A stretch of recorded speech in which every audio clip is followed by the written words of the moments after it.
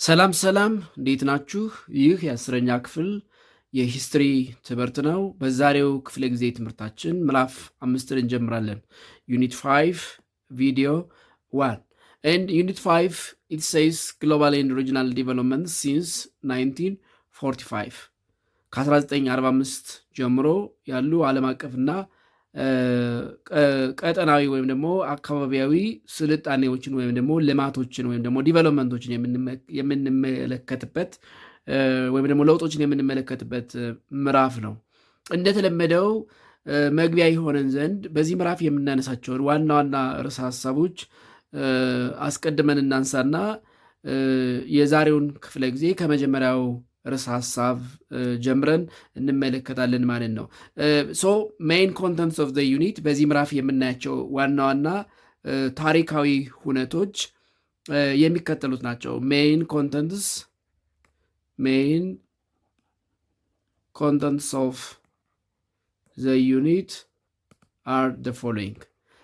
አንደኛው እንግዲህ በዚህ ምዕራፍ የምናነሳው ርዕሰ ሀሳብ ዩናይትድ ኔሽንስ its foundation, mission and values and accomplishments. The United Nations, its foundation,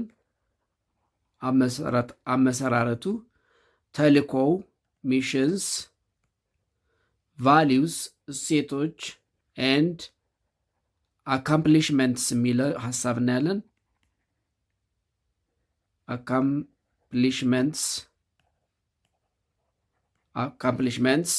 የመጀመሪያው ርዕሰ ሀሳብ እሱ ነው። ሁለተኛ the emergency of superpowers and the start of cold war. the emergency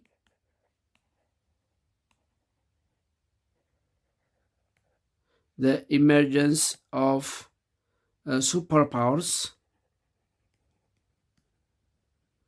and the start of the Cold War. the Cold War እንደምታስታውሱት በምዕራፍ 4 ኮንሲኩዌንስ ኦፍ the second world war ወይም ኢፌክት ኦፍ the second world war ብለን ካነሳ ነው የሁለተኛ ዓለም ጦርነት ውጤቶች መካከል the rise of USA and USSR as a superpower and the beginning of a Cold War between them.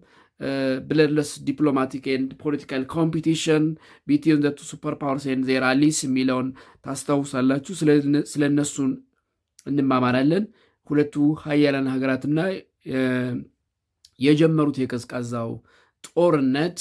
ሶስተኛ ጃፓን፣ ቪየትናም፣ ቻይና፣ ኮሪያ and the non-allied movement የሚል ሀሳብ እናያለን። ጃፓን፣ ቪየትናም፣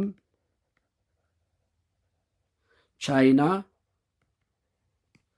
ኮሪያ and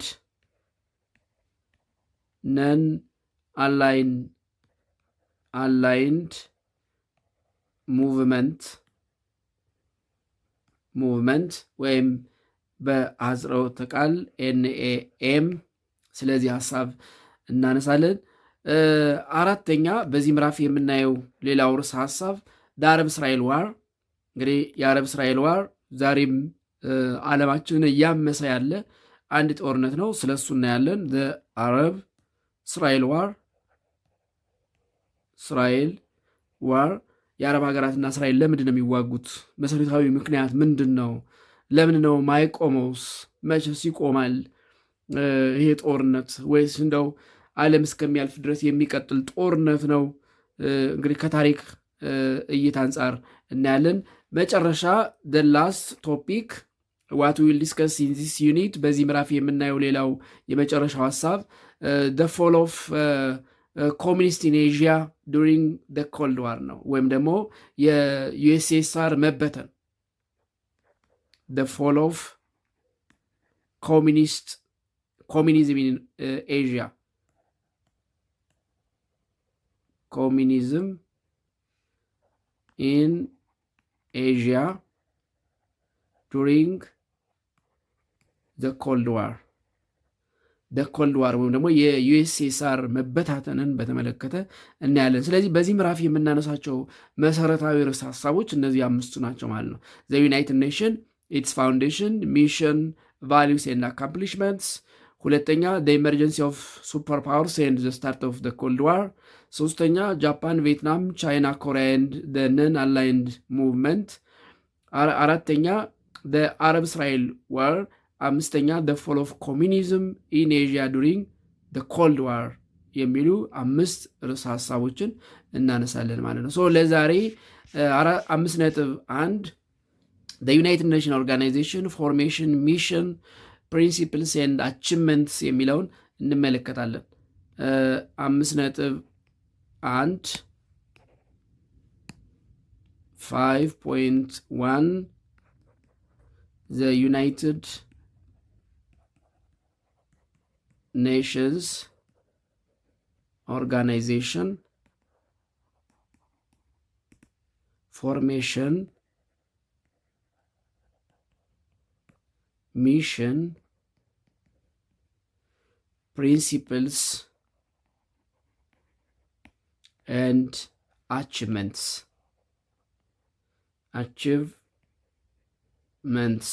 የሚሉ ሀሳቦችን እናነሳለን ማለት ነው። የተባበሩት መንግስታት አመሰራረቱ፣ ተልእኮው፣ መርሁና አቺቭመንቱ ወይም ደግሞ ያገኛቸው ውጤቶች ምንድን ናቸው የሚለውን እንመለከታለን። እንግዲህ እንደምታስታውሱት የሁለተኛ ዓለም ጦርነት ኢፌክትስ ብለን ካነሳናቸው አንዱ የቀደመው ሌግ ኦፍ ኔሽን በዩናይትድ ኔሽን መተካት ነው ብለናል። the birth of United Nation replacing the previous League of Nation የዩናይትድ ኔሽን መወለድና የሌግ ኦፍ ኔሽንን መተካት አንዱ የሁለተኛ ዓለም ጦርነት ኢፌክት ወይም ደግሞ ኮንሲኩዌንስ እንደነበረ ታስታውሳላችሁ። ስለዚህ ዩናይትድ ኔሽን it is a global organization that was established in 1945 by replacing League of Nation. United Nation, the United Nations Organization, one, it is a global organization. It is a global organization. ዓለም አቀፋዊ ተቋም ነው። and it was established in 1945. It was established in 1945 after the end of Second World War. After the end of World War Second, የሁለተኛ ዓለም ጦርነት ካበቃ በኋላ በ1945 ነው የተቋቋመው። and it replaced the previous League of Nation. It replaced the previous League of Nation or the League of Nation. The League of Nations. Actually, it's not a new organization. አዲስ ተቋም አይደለም። ቀድሞ የነበረውን ሌግ ኦፍ ኔሽንን የተካው። ስለዚህ ሌግ ኦፍ ኔሽንን የተካ ዓለም አቀፍ ተቋም ሲሆን የተቋቋመው ከሁለተኛ ዓለም ጦርነት ማብቂያ በኋላ በ1945 ነው። 45 ነው። and currently it has 193 member states. Currently it has 193 member states. ዛሬ የዩናይትድ ኔሽን አባል ሀገራት 193 ደርሰዋል። There are currently 193 UN member states. 193 አባል ሀገራት አሉ። and ዩናይትድ ኔሽን 6 ኦፊሻል ቋንቋዎች አሉት። has six official languages. ኦፊሻል ላንጉጅስ 6 የሥራ ቋንቋዎች አሉት። እነዚህም አረቢክ፣ አረበኛ የዩናይትድ ኔሽን የሥራ ቋንቋ የሆነው ኢን 1973 ነው። ቻይኒዝ ወይም ይሄ መንደሪን የምንለው ማለት ነው። ኢንግሊሽ፣ ፍሬንች፣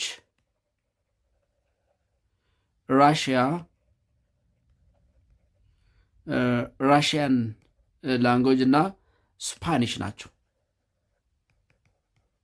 የስፓኒሽ ቋንቋ፣ የራሽያ ቋንቋ፣ የፈረንሳይ፣ የእንግሊዝኛ፣ የቻይንኛና የአረብኛ ቋንቋ ስድስቱ የስራ ቋንቋዎች ናቸው። ዘ ሲክስ ኦፊሻል ላንጉጅስ ኦፍ ዩናይትድ ኔሽን።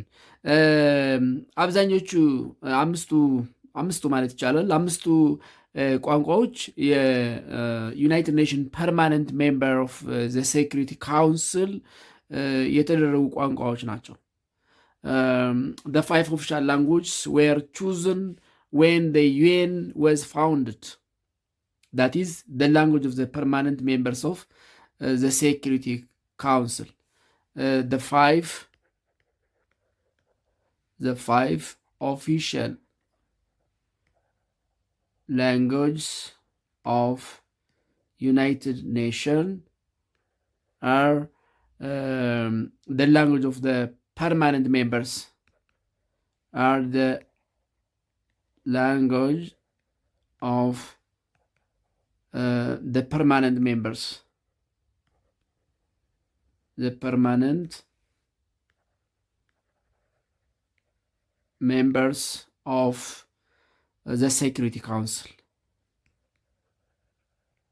The Security Council. የሴኪሪቲ ካውንስል የአምስቱ ቋሚ ሀገራት የስራ ቋንቋ ነው።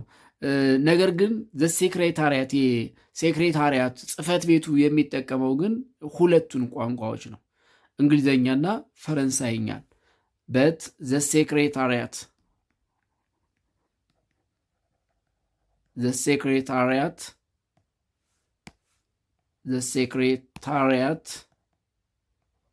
uses two working languages. በዋናነት በስራ የሚጠቀማቸው ግን ሁለቱን ነው። እነዚህም ኢንግሊሽ ኤንድ ፍሬንች። ስለዚህ እንግሊዝኛና ፍሬንች የጽህፈት ቤቱ የሴክሬታሪያቱ ወርኪንግ ላንጉጅ ይሁኑ እንጂ ዩናይትድ ኔሽን እንደ ኦፊሻል ቋንቋ የሚጠቀማቸው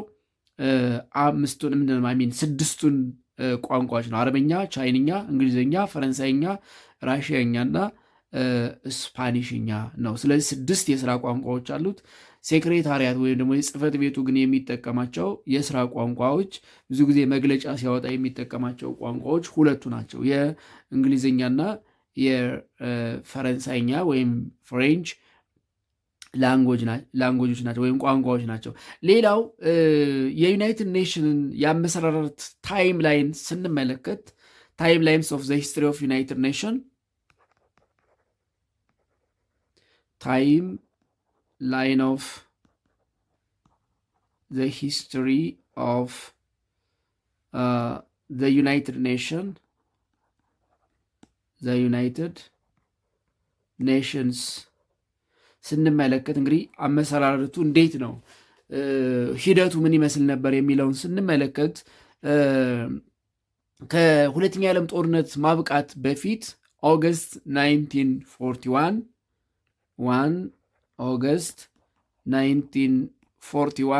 the US president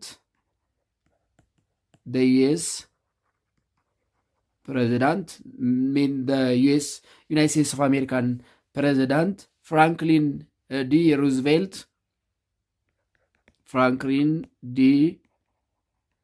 Roosevelt and British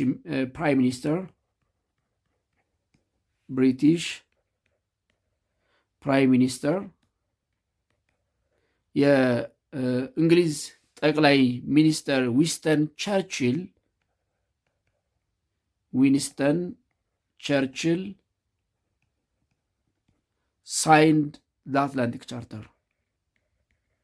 signed the Atlantic Charter.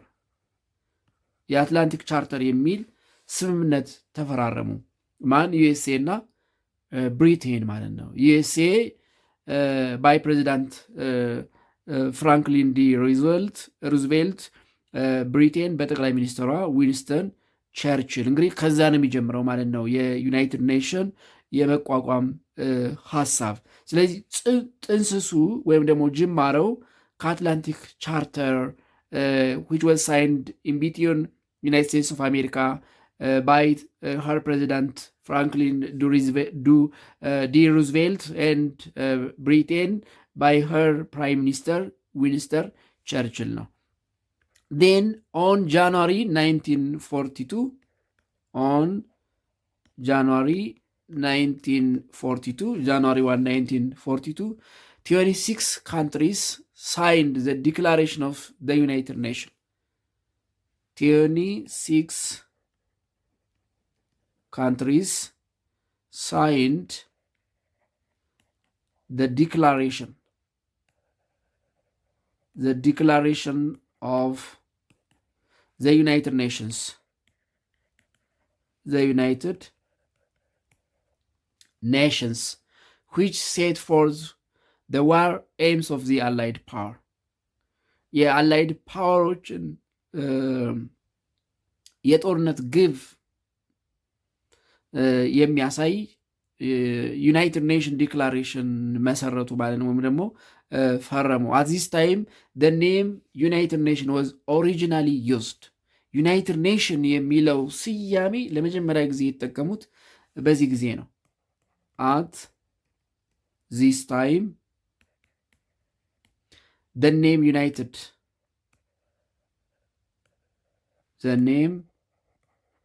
United Nations originally used.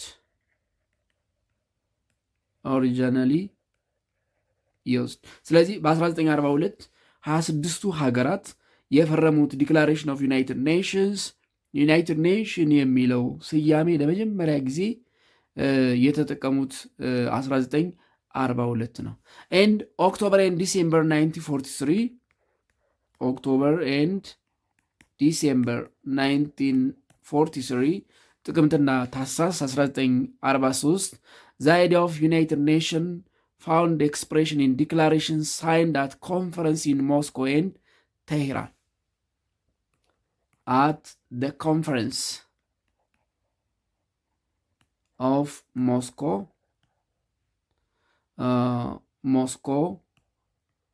that means Russia and Tehran,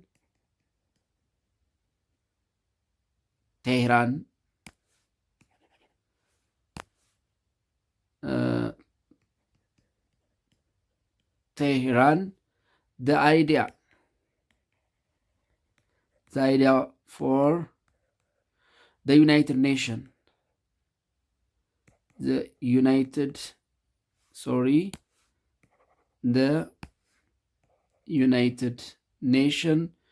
Nations found expression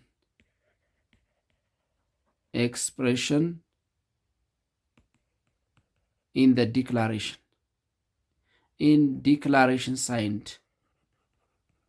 declarations signed ሞስኮና ቴሄራን በተደረገ ስብሰባ የዩናይትድ ኔሽን ፋውንድ ዩናይትድ ኔሽን ፋውንድ ኤክስፕሬሽን ዲክሌር ተደረገ ማለት ነው፣ ወይም ደግሞ ዲክላሬሽን ተፈረመ። ሴፕቴምበር 1944 መስከረም 1944 ዩኤስ፣ ብሪቲሽ፣ ሶቪየት ዩኒየን ኤንድ ቻይኒስ ሪፕሬዘንታቲቭስ ቢግ ፎር የሚባሉት ሚት አት ዱምባርተን ኦስክ ኢን ዋሽንግተን ኢን ኦገስት ኤንድ ድራፍት ዘ ቻርተር ኢን ሴፕቴምበር 1944 ፎር ቢግ ወይም ቢግ ፎር የሚባሉት ቢግ ፎር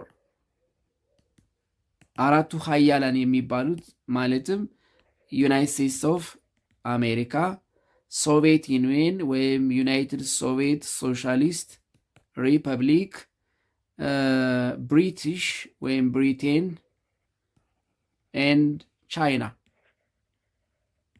ቻይና እና የነሱ ሪፕሬዘንታቲቭ ዋሽንግተን ላይ they draft the charter of United Nation የዩናይትድ ኔሽንን መተዳደሪያ አራቱ ሀያላን ዋሽንግተን ዱምባርተን ኦክስ ውስጥ ባደረጉት ስብሰባ ወይም ደግሞ ሚቲንግ ኦገስት ላይ ድራፍት አረጉ ማለት ነው። ድራፍት አረጉ ን ጁን 26 1945 ሰኔ 26 1945 50 ሀገራት በላኳቸው ተወካዮች ኢን ሳን ፍራንሲስኮ የዩናይትድ ኔሽን ቻርተር ተፈረመ ማለት ነው። the 15 nation represented the 15 nations represented in San Francisco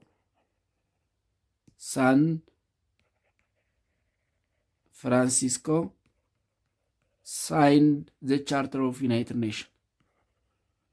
The Charter of United Nations. And it was the foundation of the United Nations organization. It was the foundation of United Nation Organization. እንግዲህ ይሄ የዩናይትድ ኔሽን የመመስረቻ ዕለት ነው ማለት ነው። ስለዚህ ሂደቱ ይህን ይመስል ነበረ። መጀመሪያ የዩናይትድ ስቴትስ ኦፍ አሜሪካ እና የብሪቴን መሪዎች የአትላንቲክ ቻርተር የሚባል መሰረቱ። ዜን ከሱ ተነስቶ ጁን 26 1945 50 ሀገራት በተሳተፉበት የዩናይትድ ኔሽን ቻርተር ወይም መተዳደሪያ ደንብ ተፈረመ። ይሄ የዩናይትድ ኔሽን ኦርጋናይዜሽን መቋቋም ወይም ደግሞ መጀመር እውን ሆነ ማለት ነው። ሌላው ዓላማዎቹ ምን ነበሩ የሚለውን እንዴ ጎልስ ኦፍ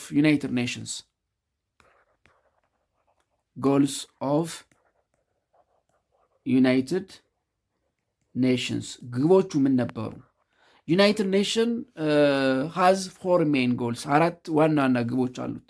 ዩናይትድ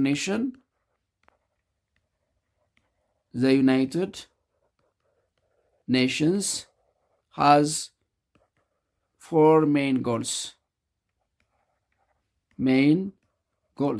4 መሰረታዊ ግቦች አሉት። አንደኛ ቱ ሜንቴን ኢንተርናሽናል ፒስ ኤንድ ሴኪሪቲ። ታስታውሱ ከሆነ የሌግ ኦፍ ኔሽን ሲቋቋም አንዱ ሚሽኑም ይሄ ነበረ። ኦፍኮርስ ፌል አድርጎ ሁለተኛ ዓለም ጦርነት እንዲጀመር አድርጓል። የሁለተኛ ዓለም ጦርነት እንዲጀመር ካደረጉ መሰረታዊ ምክንያቶች ተብለው ከሚነሱት አንዱ ዘ ፌር ኦፍ ሌግ ኦፍ ኔሽን እንደነበረ ታስታውሳላችሁ። ስለዚህ አንደኛው የዩናይትድ ኔሽን ሜይን ጎል ቱ ሜንቴን ኢንተርናሽናል ፒስ ኤንድ ሴኪሪቲ ነው። የዓለም አቀፍ ሰላምና ደህንነትን ሜንቴን ማረክ። ሁለተኛ ዘ ሰከንድ ሜይን ጎል ፍሮም ዘ 4 ከአራቱ ሁለተኛው ቱ ፎስተር ፍሬንድሊ ሪሌሽንሽፕ አመንግ ኔሽንስ ቱ ፎስተር ፍሬንድሊ relations among nations በሀገራት መካከል ፍሬንድሊ ሪሌሽን ስሙዝ ሪሌሽንሽፕ እንዲኖር መስራት ወይም ማሳደግ። ሶስተኛው ቱ ኮላቦሬት ኢን ዘ ሪዞሉሽን ኦፍ ኢንተርናሽናል ኢኮኖሚክ ሶሻል ካልቸራል ኤንድ ሁማኒታሪያን problems.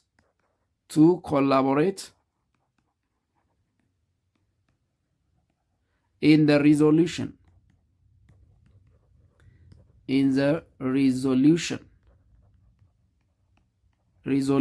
of international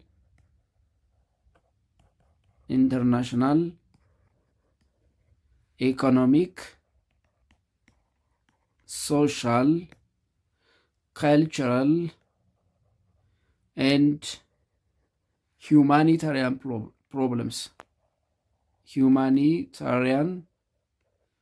ፕሮብለምስ ሰብአዊ፣ ማህበራዊ፣ ባህላዊ፣ ኢኮኖሚያዊ በሆኑ ዓለም አቀፍ ችግሮችን ሪዞልቭ ለማድረግ ለመቅረፍ ዓለም አቀፍ ትብብር እንዲኖር ማስቻል ነው። ሶስተኛው። አራተኛውና የመጨረሻው the four main goals of United Nations to promote respect for human rights and fundamental freedoms. Promote respect human rights,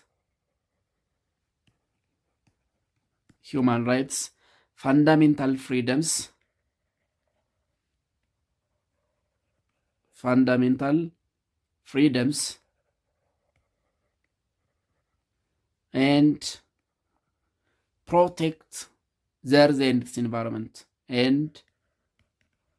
protect the earth and its environment,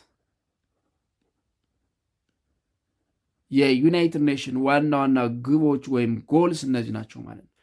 የሰብአዊ መብቶችን፣ መሰረታዊ ነፃነቶች፣ መሬትና አካባቢን መጠበቅ፣ ፕሮሞት ማድረግ፣ ዓለም አቀፍ ኢኮኖሚያዊ፣ ማህበራዊ፣ ባህላዊና ሁማኒታሪያን ፕሮብለምስ ሲከሰቱ ሪዞልቭ ለማድረግ ትብብሮችን ማሳደግ ወይም ኮላቦሬሽንን ማምጣት፣ ፍሬንድ ሪሌሽንሽፕ አመንግ ኔሽንስ ወይም ካንትሪስ እንዲኖር መስራት፣ ዓለም አቀፍ ሰላምና ደህንነትን ሜንቴን ማድረግ። እነዚህ አራቱ መሰረታዊ ጎሎች ናቸው ማለት ነው። ሜይን ጎልስ ኦፍ ዩናይትድ ኔሽን። ሌላው ፕሪንሲፕልስ ኦፍ ዩናይትድ ኔሽን፣ የዩናይትድ ኔሽን መርሆች ምንድን ናቸው የሚለውን እናንሳ። ፕሪንሲፕልስ፣ ይቅርታ ለተፈጠረው የቴክኒክ ችግር። ፕሪንሲፕልስ ኦፍ ዩናይትድ ኔሽንስ መርሆቹ ምንድን ናቸው? ፕሪንሲፕሎቹ እንግዲህ ዩናይትድ ኔሽን ዓለም አቀፍ ተቋም ነው። ሁሉንም ሀገራት ያስተዳድራል ወይም ደግሞ የሁሉም ሀገራት ተቋም ነው እና መርሆዎች አሉት፣ ፕሪንሲፕሎች አሉት። ፕሪንሲፕሎቹ የሚከተሉት ናቸው። አንደኛ ኦል ዘ ሜምበር ስቴትስ አር ሶቨሬን ኢኳሊ። ስለዚህ ሶቨሬን ኢኳሊቲ ኦፍ ኢትስ ሜምበርስ አንደኛው ሶቨሬን ኢኳሊቲ ኦፍ ኦል ኦፍ ኢትስ ሜምበርስ ድሃም ይሁን ሀብታም ሁሉም ሀገራት ሉዓላዊ እኩል ናቸው። ራሳቸውን የቻሉ ናቸው፣ ፕላስ እኩል ናቸው። ስለዚህ አንዱ የሚበልጥ አንዱ የሚያንስ አይደለም። ኦል ዘ ሜምበርስ ኦፍ ዘ ዩናይትድ ኔሽን ሶቨሬን ኢዝ ኢኳሊ ወይም ደግሞ ሶቨሬን ኢኳሊቲ ሁሉም አባል ሀገራት አላቸው የሚል መርህ ነው። ሁለተኛው ዲስፒዩትስ ቱ ቢ ሴትልድ ስሩ ፒስፉል ሚንስ፣ ችግሮች እንኳን ቢፈጠሩ መፈታት ያለባቸው ፒስፉል ሚንስ ነው የሚል ነው። ዲስፒዩትስ አር ቱ ቢ ሴትልድ ስሩ ፒስፉል ሚንስ።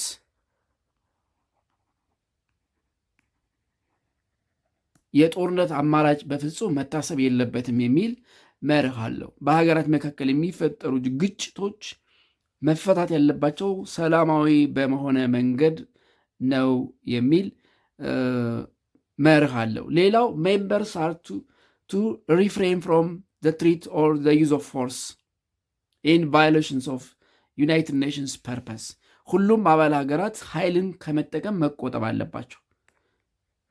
ሜምበር ስቴትስ are to refrain from the threat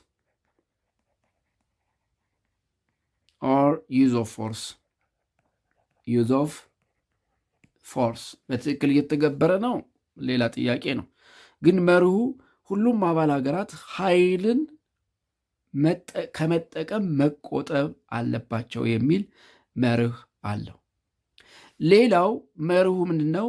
ኢች ሜምበርስ መስት አሲስት ዘ ኦርጋናይዜሽን ኢን ኤኒ ኢንፎርስመንት አክሽን።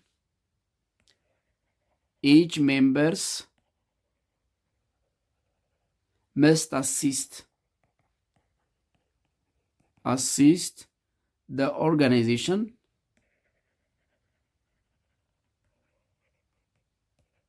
organization in any enforcement action.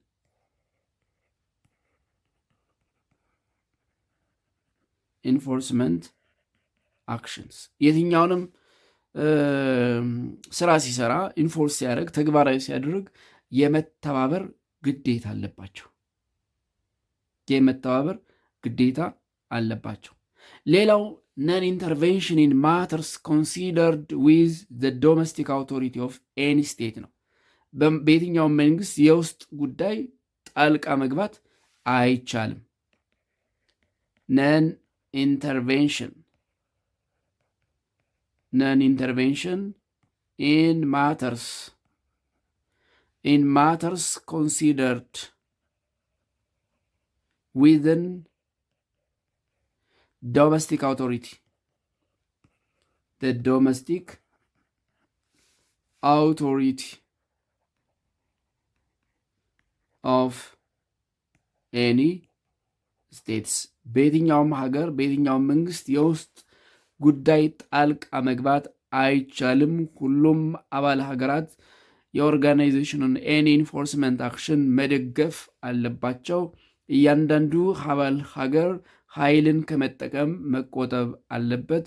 በሀገራቱ መካከል የሚፈጠሩ ዲስፒዩትስ፣ ኮንፍሊክትስ ሰላማዊ በሆነ መንገድ መፈታት አለባቸው።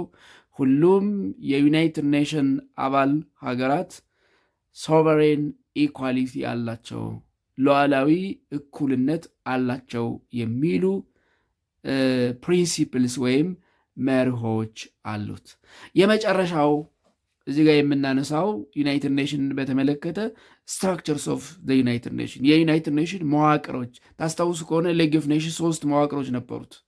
3 መዋቅሮች ጀነራል አሴምብሊ፣ ኤክዚኪቲቭ ካውንስል እና ሴክሬታሪያት የሚባሉ 3 ካውንስሎች ነበሩት። ምንድነው ስትራክቸሮች ነበሩት። ዩናይትድ ኔሽን ስንት ስትራክቸር አለው የሚለውን እና ፋንክሽናቸው ምንድን ነው የሚለውን እንመልከት። the structure and functions of United Nations, the structures and their functions of the United Nation የዩናይትድ ኔሽን መዋቅራቸውና ግባቸው ወይም ደግሞ ዓላማቸው የሚለውን እንመልከት። ዩናይትድ ኔሽን 6 ሜን ኦርጋኖች አሉት። The United Nations has 6 main organs. The United Nations has 6 main organs or structures. 6 ዋና ዋና መዋቅሮች አሉት። የመጀመሪያው the General Assembly፣ ይሄ ጠቅላላ ጉባኤ የሚባለው ማለት ነው። አንደኛ the General Assembly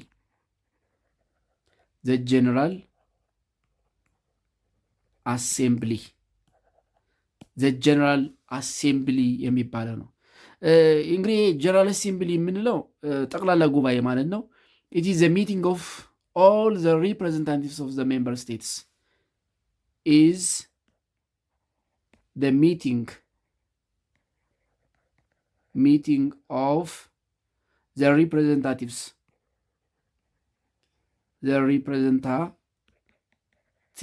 of all member states የሁሉም እንግዲህ ዩናይትድ ኔሽን ከረንትሊ 193 አባል ሀገራት አሉት ብለናል።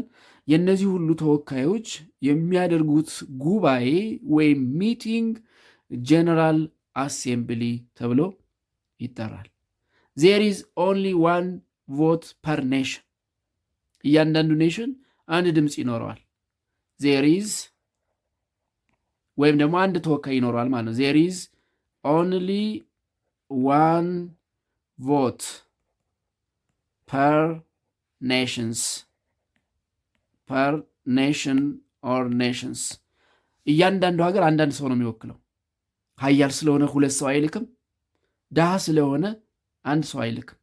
ሁሉም አባል ሀገራት በአንዳንድ ድምፅ ወይም በአንዳንድ ወኪል ተወክለው በየዓመቱ የሚያደርጉት ሚቲንግ ዘ ጀነራል አሴምብሊ ይባላል። ኢት ሚትስ ዋንስ ኢን ኤ ይር ቱ ዲስከስ ኢንተርናሽናል ፕሮብለምስ። በዓመት አንድ ጊዜ ነው የሚደረገው። ኢት ሚትስ ዋንስ ኢን ኤ ይር ለምን ይደረጋል ካል ቱ ዲስከስ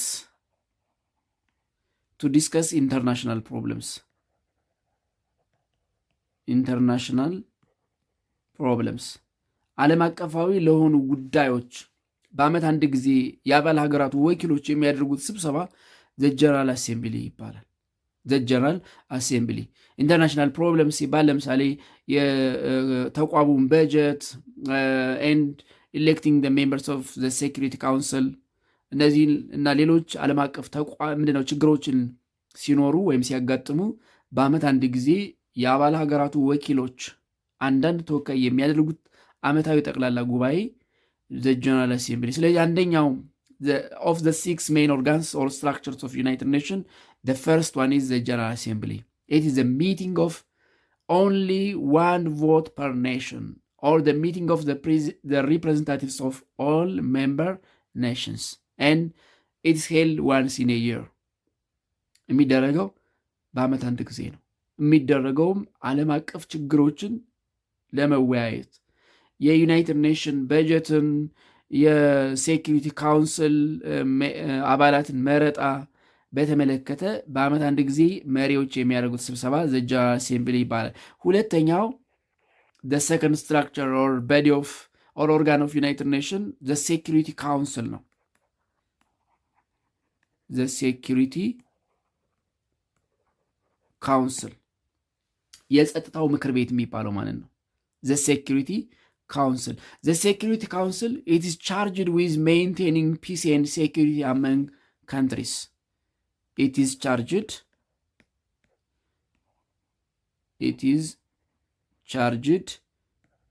with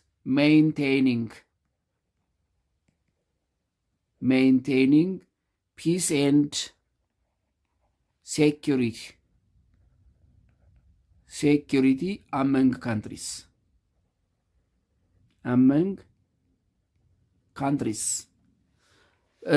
አባል ሀገራቱ ጦርነት ውስጥ ሲገቡ የዓለም ሰላም የዓለም ደህንነት ችግር ውስጥ ሲገባ ይህንን ሜይንቴን ለማድረግ የተቋቋመ ኦርጋን ወይም በዲ ነው። ዘ ሴኪሪቲ ካውንስል የጸጥታው ምክር ቤት ይባላል። በዩናይትድ ኔሽን ውስጥ የጸጥታው ምክር ቤት። ስለዚህ ትልቁ ስራው ወርልድ ፒስ ኤንድ ሴኪሪቲን ሜይንቴን ማድረግ ነው። በተለይ ደግሞ በአባል ሀገራት ኦፍኮርስ የዩናይትድ ኔሽን አባል ያልሆነ ሀገር ማለት እውቅና ያልተሰጠው አገር ማለት ነው።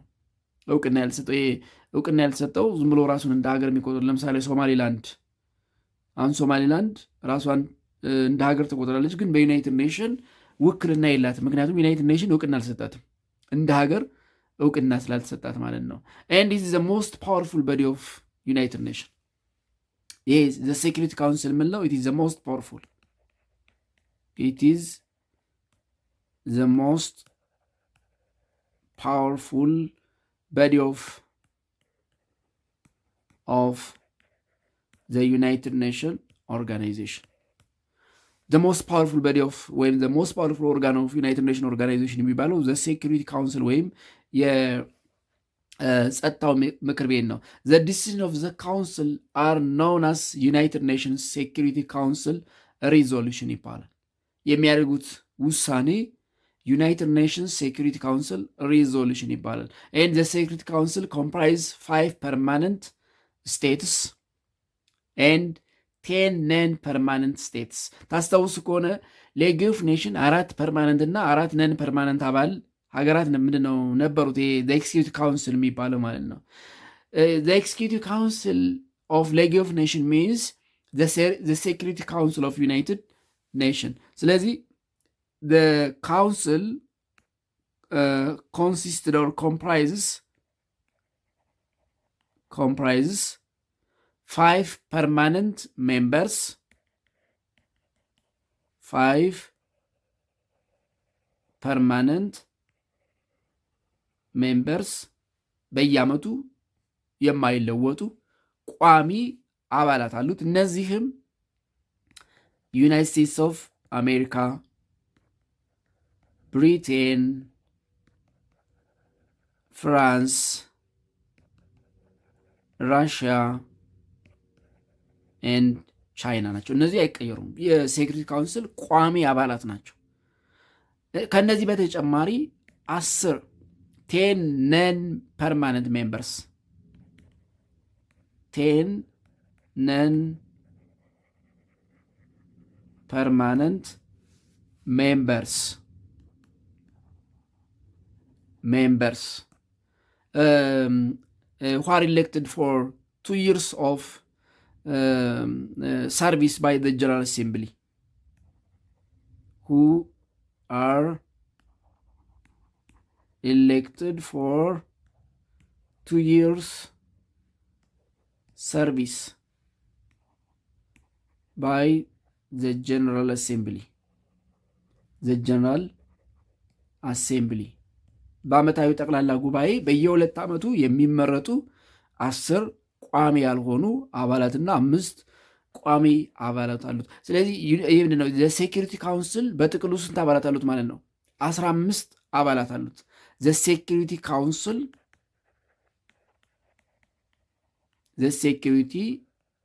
ካውንስል consisted of 15 members 15 አባላት ይኖሩታል። 5 ቋሚ 10 ደግሞ በየ2 ዓመቱ በጠቅላላ ጉባኤ የሚመረጡ አባላት ይኖሩታል ማለት ነው። አባላት ይኖሩታል። እነዚህ ፐርማነንት ሜምበርስ የሚባሉት ዩናይትድ ስቴትስ ኦፍ አሜሪካ፣ ብሪቴን፣ ፍራንስ፣ ራሽያ ኤንድ ቻይና they have veto power ውሳኔን በውሳኔ የመሻር ስልጣን አላቸው። these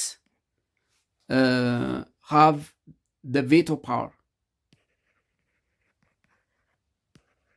the veto power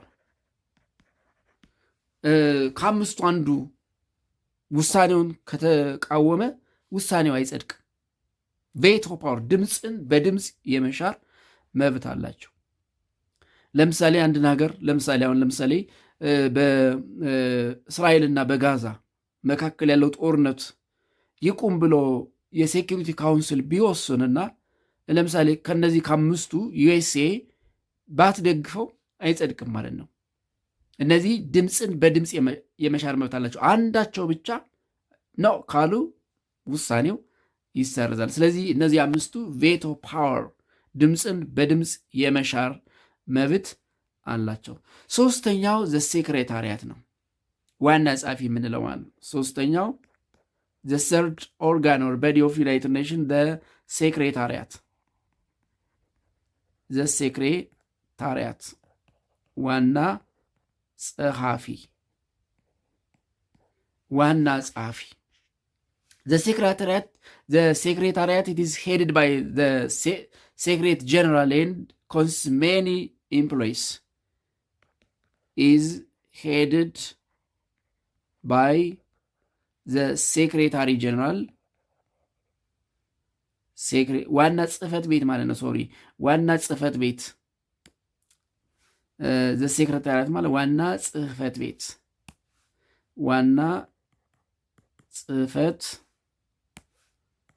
አማርኛውም ጠፋብኝ።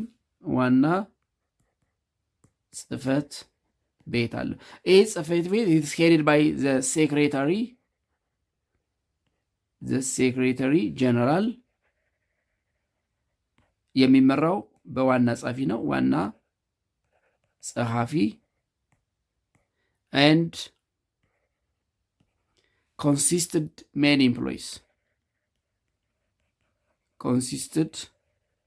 many employees በስሩ ግን ብዙ ሰራተኞች ይኖሩታል። ስለዚህ ዘሴክሬታሪያት የሚለውን የሚመራው ዋናው ጸሐፊ ነው፣ ዘሴክሬታሪያት። ስለዚህ ዘሴክሬታሪያት ጀነራል ዲዩቲስ ኢንክሉድ ሄልፒንግ ሪዞልቪንግ ኢንተርናሽናል ዲስፒዩትስ፣ አድሚኒስትሪንግ ፒስ ኪፒንግ ኦፕሬሽንስ፣ organizing international conference, gathering information on the implementation of Security Council decisions, and consulting with member governments regarding various international relation initiatives. የዋና ጸሐፊው ስራ እነዚህን ማከናወን ነው። ኢንተርናሽናል ዲስፒቶችን ሪዞልቭ ማድረግ ወይም ሪዞልቭ ለማድረግ መሞከር፣ እነዚህ ፒስኪፒንግ ኦፕሬሽኖችን ማስተዳደር፣ ኦርጋናይዚንግ ኢንተርናሽናል ኮንፈረንስ ዓለም አቀፍ ስብሰባዎችን ማዘጋጀት፣ የሴኪሪቲ ካውንስል ዲሲሽን እንዴት ባለ ሁኔታ እንደሚተገበር መረጃ መሰብሰብና ሌሎች ስራዎች አሉት ማለት ነው አሉት። አራተኛው ዘ ፎርዝ ሜይን ስትራክቸር ኦፍ ዩናይትድ ኔሽን ዘ ትረስቲሺፕ ካውንስል የሚባለው ነው። ትረስቲሺፕ ካውንስል ይባላል። ይህ ትረስቲሺፕ ካውንስል ምንድነው ስራው?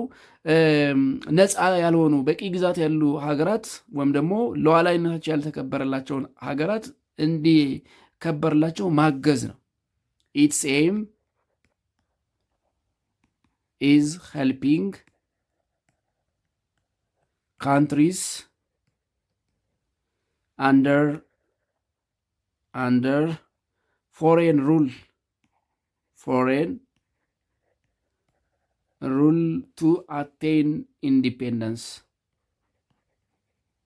to attain independence, በቅኝ ግዛት ያሉ ወይም በውጭ ኃይል ወረራ ውስጥ ያሉ ሀገራት ራሳቸውን ነፃ እንዲያደርጉ ማገዝ እንዲያግዝ ተብሎ የተቋቋመ ስትራክቸር ወይም ደግሞ መዋቅር ወይም ደግሞ የዩናይትድ ኔሽን የስራ ክፍል ነው ትረስቲሺፕ ካውንስል። አምስተኛው the fifth ኢንተርናሽናል ኮርት ኦፍ ጀስቲስ ነው፣ ዓለም አቀፍ ፍርድ ቤት። ኢንተርናሽናል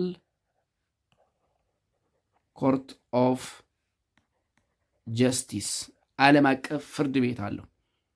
እንግዲህ አንድ ሀገር ፍርድ ቤት እንደሚኖረው ሁሉ የተባበሩት መንግስታት ድርጅትም በስሩ ካሉት 6 ኦርጋንስ ወይም 6 ዋና ዋና መዋቅር አምስተኛው ኢንተርናሽናል ኮርት ኦፍ ጀስቲስ ነው። ኢንተርናሽናል ኮርት ኦፍ ጀስቲስ ኢት ኢዝ ዘ ፕሪንሲፓል ጁዲሻል ኦርጋን ኦፍ ዩናይትድ ኔሽን፣ የህግ ክፍል ነው ወይም አካል ነው። ኢዝ ዘ ፕሪንሲፓል ጁዲሻል organ of United Nations Organization, and its court is found in ሃጋይ ኒዘርላንድ። ዋና ጽህፈት ቤቱ ወይም የጽህፈት ቤቱ መቀመጫ ወይም የፍርድ ቤቱ መቀመጫ ወይም ደግሞ መገኛ ኒዘርላንድ ሃጋይ ነው። the seat of the court is in ሃጋይ ኒዘርላንድ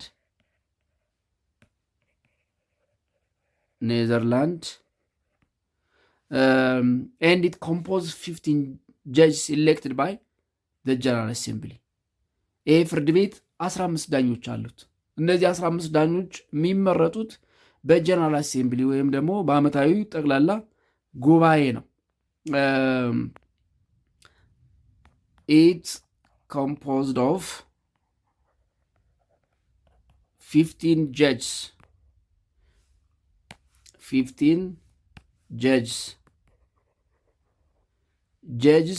elected by the General Assembly.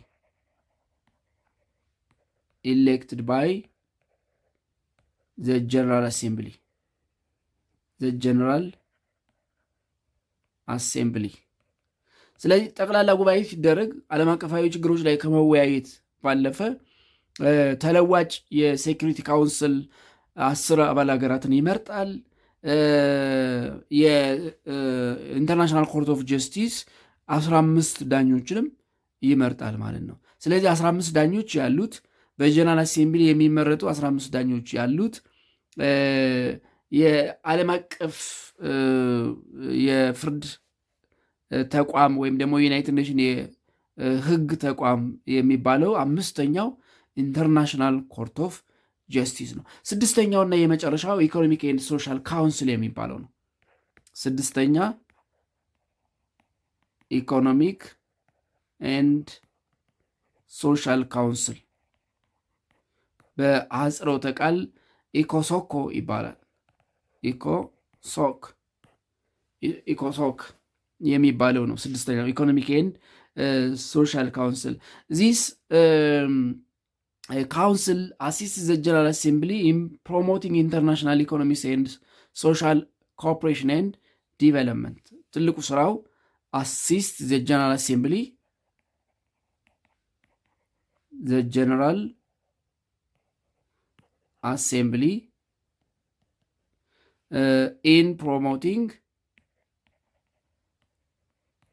in promoting international economic and social cooperation and